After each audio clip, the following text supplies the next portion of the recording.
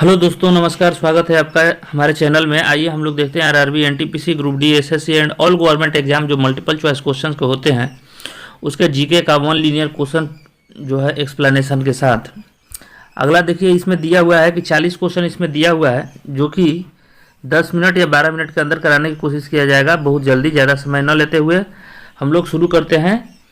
पहला क्वेश्चन है कि ग्रंथि का मुख्य कार्य क्या है। ग्रंथि का मुख्य कार्य क्या होता है?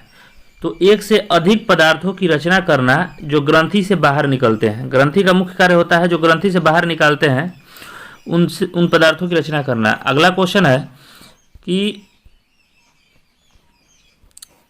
तड़ित चालक का आविष्कार किसने किया था। तड़ित चालक का आविष्कार किसने किया था? तो बेंजामिन फ्रैंकलिन ने किया था। अगला क्वेश्चन है पेड़ पौधों की पत्तियों से के हरा रंग होने का क्या कारण होता है। पेड़ पौधों की पत्तियां हरा रंग किस कारण से होते हैं? तो क्लोरोफिल की उपस्थिति के कारण से। अगला क्वेश्चन है मैक्स प्लांक की विज्ञान में क्या देन है। तो क्वांटम थ्योरी। मैक्स प्लांक की विज्ञान में क्या देन है? Quantum theory. अगला क्वेश्चन है मैत्री सेतु पुल का उद्घाटन किसके द्वारा किया गया था। मैत्री सेतु पुल का उद्घाटन किसके द्वारा किया गया था? तो प्रधानमंत्री नरेंद्र मोदी के द्वारा किया गया था मैत्री सेतु पुल का उद्घाटन।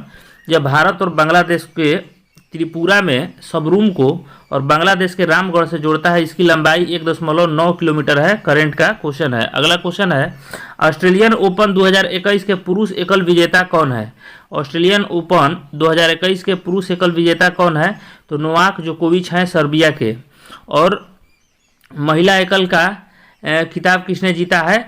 तो नाओमी ओसाका ने जापान के जीता है। नाओमी ओसाका ने। इंपॉर्टेंट क्वेश्चन है, एग्जाम में पूछता है। अगला क्वेश्चन है 1984 पुस्तक के लेखक कौन है। 1984 के जॉर्ज ऑरवेल हैं। अगला क्वेश्चन है उमर ए चहलगान का गठन किसने किया था। तो उमर ए चहलगान का गठन किया था इल्तुतमिश ने। अगला क्वेश्चन है कि प्रसिद्ध आईएनए मुकदमा के अधिवक्ता कौन थे। आईएनए मुकदमा के अधिवक्ता कौन थे? भूला भाई देसाई थे। अगला क्वेश्चन है कि चाय की पत्तियों में प्रमुख उत्तेजक कौन सी होती है। चाय की पत्तियों में प्रमुख उत्तेजक कौन सी होती है? तो कैफीन होती है। अगला क्वेश्चन है कन्नौज पर लंबे समय तक त्रिपक्षीय संघर्ष किन 3 वंशों के बीच चला था। त्रिपक्षीय संबंध कन्नौज पर लंबे समय तक त्रिपक्षीय संघर्ष किन 3 वंशों के बीच चला था? तो पाल वंश, राष्ट्रकूट वंश और गुर्जर प्रतिहार वंश के बीच चला था। अगला क्वेश्चन है कि अशोक के अधिकतर अभिलेख किन लिपियों में लिखे गए थे। अधिकतर अभिलेख किस लिपि में लिखा गया था? तो ब्राह्मी लिपि में लिखा गया था। अगला क्वेश्चन है राजा हर्षवर्धन के दरबारी कवि वार्ड भट्ट ने उनकी जीवनी किस भाषा में लिखी है। किस भाषा में लिखी है उनकी जीवनी? तो संस्कृत भाषा में लिखी है। वार्ड भट्ट ने उनकी जीवनी किस भाषा में लिखी है? तो संस्कृत भाषा में। अगला क्वेश्चन है कि पृथ्वी से चंद्रमा का केवल एक ही भाग क्यों दिखाई देता है। तो चंद्रमा पृथ्वी का एक पूरा चक्कर लगाने में जितना समय लेता है उतना ही समय अपने अक्ष पर एक चक्कर पूरा करने में लेता है, इसलिए उसका एक ही भाग दिखाई देता है। अगला क्वेश्चन है पृथ्वी पर तापमान के वितरण को प्रभावित करने वाला सबसे महत्वपूर्ण कारण क्या है। पृथ्वी पर तापमान के वितरण को प्रभावित करने वाला महत्वपूर्ण कारण क्या है? तो सूर्य तापन है। अगला क्वेश्चन है कि इससे रिलेटेड तथ्य है सूर्य तापन क्या होता है। तो सूर्य से आने वाली वह ऊर्जा जिसे पृथ्वी रोक लेती है उसे सूर्य तापन कहा जाता है। अगला क्वेश्चन देखिए अंतर्राष्ट्रीय योग दिवस किस तिथि को मनाया जाता है। अंतर्राष्ट्रीय योग दिवस किस तिथि को मनाया जाता है? तो 21 जून को मनाया जाता है। और अंतर्राष्ट्रीय योग दिवस अंतर्राष्ट्रीय योग दिवस शुरू करने में भारत की पहल थी और 177 देशों ने इसका समर्थन किया था अंतर्राष्ट्रीय योग का। अगला क्वेश्चन है हुमायूं का मकबरा कहाँ स्थित है। तो दिल्ली में स्थित है हुमायूं का मकबरा। हुमायूं की मृत्यु जो है 27 जनवरी 1556 को दीनपनाह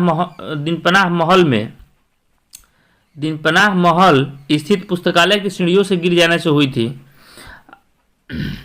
यह हुमायूं जो है 1530 से 1540 तक मुगल शासक भी रहा था। अगला क्वेश्चन है विश्व की सबसे अधिक वर्षा वाली जगह कौन सी है। विश्व की सबसे अधिक वर्षा वाली जगह मासिनराम जो भारत के उत्तर पूर्वी राज्य क्षेत्र में मेघालय में स्थित है।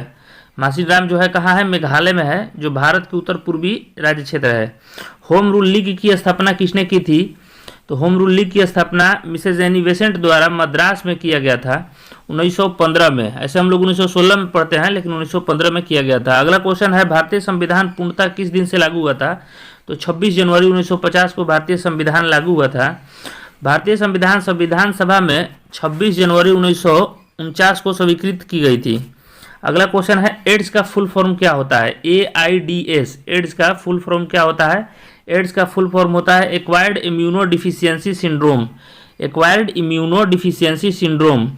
एड्स जो है HIV जनित रोग है, जो HIV नामक रेट्रोवायरस के कारण एड्स होता है। अगला क्वेश्चन है कि रक्त के थक्के में कौन सा विटामिन सहायक होता है? रक्त के थक्का बनाने में कौन सा विटामिन सहायक होता है? तो विटामिन K सहायक होता है। अगला क्वेश्चन है, मानव शरीर में होने वाले पोलियो के टीके वैक्सीन का आविष्कार डॉक्टर जोनास सॉल्क ने कब किया था? तो 1955 में किया था पोलियो के टीके का आविष्कार। अगला क्वेश्चन है, सर्वोच्च न्यायालय किस अधिनियम के तहत स्थापित किया गया था? तो रेगुलेटिंग एक्ट 1773 के द्वारा कोलकाता के फोर्ट विलियम में सर्वोच्च न्यायालय की स्थापना की गई थी। सर्वोच्च न्यायालय का, उच्च न्यायालय का नहीं, सर्वोच्च न्यायालय का। उच्च न्यायालय का 1862 में प्रथम बार स्थापना किया गया था मद्रास, कलकत्ता और बम्बई में।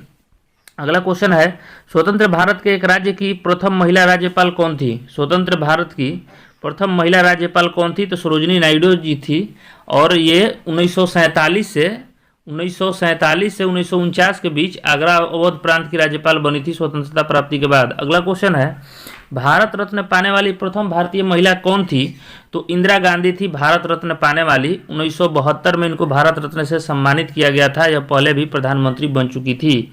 अगला क्वेश्चन है, मैग्नीज उत्पादन में विश्व का अग्रणी देश कौन सा है? तो मैग्नीज उत्पादन में विश्व का अग्रणी देश जो है वो रूस है। अब्रक उत्पादन में अग्रणी देश कौन सा है? तो भारत है। बक्साइड उत्पादन में अग्रणी देश कौन सा है? तो जमैका है। और टीन उत्पादन में अग्रणी देश कौन सा है? टीन उत्पादन में वो है मलेशिया। अगला क्वेश्चन है, विश्व की उच्चतम झरना कहाँ स्थित है? विश्व की सबसे ऊंची झरना जो है वेनेजुएला में है। यह 979 मीटर की ऊंचाई पर स्थित है। एंजिल नाम से कैरोना की सहायक नदी के किनारे स्थित है। कैरोना नदी के सहायक नदी के किनारे स्थित है। अगला क्वेश्चन है कि निम्न में से कौन सी गंगा की सहायक नदी नहीं है? तो निम्न में से कौन सी गंगा की सहायक नदी नहीं है? इंद्रावती, सोन, गोमती, यमुना, इनमें से बताना है कौन सी। तो इंद्रावती नदी जो है वो गंगा की सहायक नदी नहीं है, इंद्रावती। और इसमें देखिए कि यह गंगा की सहायक नदी नहीं है बल्कि गोदावरी की सहायक नदी है। इंद्रावती जो है गंगा की सहायक नदी नहीं है, गोदावरी की सहायक नदी है। अगला क्वेश्चन है कि निम्न में से कौन सी फसल खरीफ फसल है? निम्न में से कौन सी फसल खरीफ फसल है? कपास, मक्का और सरसों, इनमें से कौन सा फसल खरीफ फसल है? तो कपास, मूंगफली और मक्का जो है वो खरीफ फसल है। अगला देखिए, सरसों जो है वो रबी फसल है। भारत में कौन सा प्रथम राष्ट्रीय उद्यान स्थापित किया गया था? तो भारत में प्रथम राष्ट्रीय उद्यान स्थापित किया गया था जिम कॉर्बेट राष्ट्रीय उद्यान 1936 में नैनीताल उत्तराखंड में स्थित है। इसकी स्थापना 1936 में की गई थी। प्रथम राष्ट्रीय उद्यान जिम कॉर्बेट राष्ट्रीय उद्यान, कॉर्बेट राष्ट्रीय उद्यान भी कहा जाता है। अगला क्वेश्चन है, ऋग्वेद में सबसे ज्यादा श्लोक किस देवता को समर्पित है? ऋग्वेद में सबसे ज्यादा श्लोक जो है किस देवता को समर्पित है? तो इंद्र को। और इंद्र के बाद सबसे ज्यादा श्लोक किस देवता को है? तो अग्नि देवता को है। अगला क्वेश्चन है कि बाल गंगाधर तिलक द्वारा शुरू की गई साप्ताहिक पत्रिका का नाम क्या था? तो बाल गंगाधर तिलक द्वारा शुरू की गई साप्ताहिक पत्रिका का नाम था केसरी। और केसरी पत्रिका का शुरू किया गया था इनके द्वारा 1881 ईस्वी में। अगला क्वेश्चन है कि पूर्ण स्वराज का लक्ष्य 1929 में भारतीय राष्ट्रीय कांग्रेस के किस अधिवेशन में पारित किया गया? पूर्ण स्वराज का लक्ष्य तो लाहौर अधिवेशन में पारित किया गया था। अगला क्वेश्चन है कि भारत का राष्ट्रपति कितने सदस्यों को राज्यसभा के लिए नामांकित कर सकते हैं? तो भारत के राष्ट्रपति कितने सदस्यों को नामांकित कर सकते हैं? 12 सदस्यों को। जबकि लोकसभा के 2 सदस्यों को राष्ट्रपति नामांकित करते हैं। निम्न सदन और उच्च सदन, तो निम्न सदन लोकसभा को कहा जाता है, उच्च सदन राज्यसभा को कहा जाता है। तो निम्न सदन में राष्ट्रपति जो है 2 सदस्यों को नामांकित करता है और उच्च सदन में 12 सदस्यों को नामांकित करता है। अगला क्वेश्चन है कि निम्न में से कौन सा प्राकृतिक धागा किसी पौधे के पुष्प से प्राप्त होता है? यानी पुष्प से प्राप्त होने वाला प्राकृतिक धागा कौन सा है? रेशम, ऊन, जूट, कपास, इनमें से बताना है कौन सा है। तो ऑप्शन डी जो हो जाएगा आपका करेक्ट आंसर हो जाएगा। अगला क्वेश्चन है देखिए इसमें इसे रिलेटेड तथ्य देख लीजिए कि पौधे के पुष्प से प्राप्त होती है कपास, जूट जो है तना से प्राप्त होता है, रेशम जो है कोकून से प्राप्त होता है और ऊन जो है खाल से प्राप्त होता है। अगला क्वेश्चन देखिए कि मानव शरीर के लाल रक्त कोशिका कहाँ बनती है। मानव शरीर में लाल रक्त कोशिका जो है कहाँ बनती है, तो अस्थि मज्जा में बनती है। अगला क्वेश्चन करंट से है कि 2020-21 में जीडीपी में वृद्धि कितना % रहने का एनएसओ का अनुमान है। एनएसओ का अनुमान है तो -8.0%। अगला क्वेश्चन देखिए, उत्तराखंड के नए मुख्यमंत्री की शपथ दिलाई थी राज्यपाल बेबी रानी मौर्य ने, तो वो मुख्यमंत्री कौन थे, अभी मार्च में शपथ ग्रहण किए थे, तो श्री तीरथ सिंह रावत थे। अगला क्वेश्चन देखिए, यह भी करंट का ही है कि ऑस्ट्रेलिया के वर्तमान प्रधानमंत्री कौन से हैं। ऑस्ट्रेलिया के वर्तमान प्रधानमंत्री का नाम क्या है, तो स्कॉट मॉरिसन जो है ऑस्ट्रेलिया के वर्तमान प्रधानमंत्री हैं। इसमें कुल 5 करंट क्वेश्चन शामिल किया गया है। तो हम लोग आज 40 क्वेश्चन देखे वन लीनियर का। इसी तरह का वीडियो देखने के लिए लाइक, शेयर एंड सब्सक्राइब करें और फिर मिलते हैं अगले वीडियो में। धन्यवाद।